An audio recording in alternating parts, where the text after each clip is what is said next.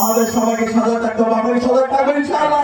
ইনশাআল্লাহ আমরা সবাই একসাথে স্লোগান দিব, নারে তাকবীর, নারে তাকবীর। সকল ছাত্র জনতা, আশপাশ থেকে আগত তাওহীদি জনতা, সাংবাদিক বৃন্দ, সবাইকে উপস্থিত হওয়ার জন্য অন্তরস্থল থেকে আন্তরিক শুভেচ্ছা এবং মোবারক জানাচ্ছি। ক্যাম্পেইন করবেন না, নাই কোনো ক্যাম্পেইন করা মানে বাংলাদেশ আবার গুলামের দিকে নিয়ে যাওয়া। তারা আজকে ভোট দেওয়ার জন্য উন্নত হয়ে আছে।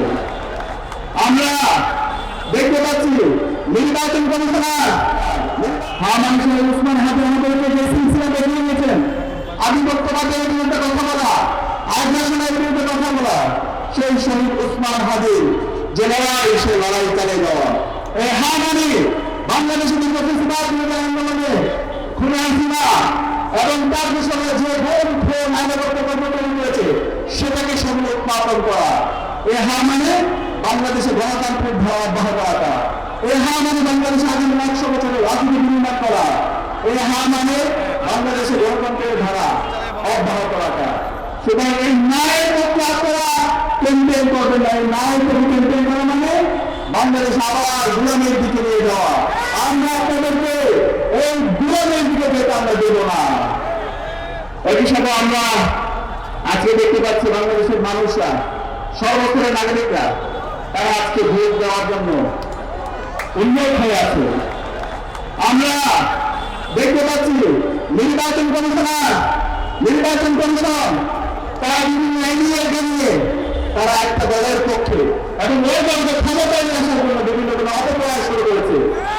আমরা দেখতে পাচ্ছি শেরপুরে আমাদের সহযোগী রেজাউলকে হত্যা করা হয়েছে। নির্বাচন কমিশন এখন পর্যন্ত এই খুনিদেরকে অ্যারেস্ট করতে পারেনি।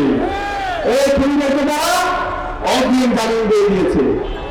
আমরা দেখতে পাচ্ছি আজকে নির্বাচন কমিশন তারা তারুণ্যকে ভয় পায়।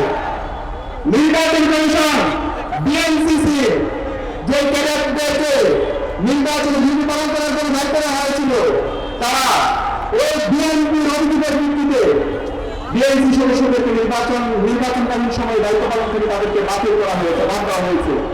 আমরা দেখতে পাচ্ছি নির্বাচন কমিশন ওই ক্যামেরাদের হুকুমে রাষ্ট্রের প্রজাতন্ত্রের যারা নাগরিকরা আছে তাদেরকে ঘন ভোটে হায়ের প্রতি ক্যাম্পেইন না করে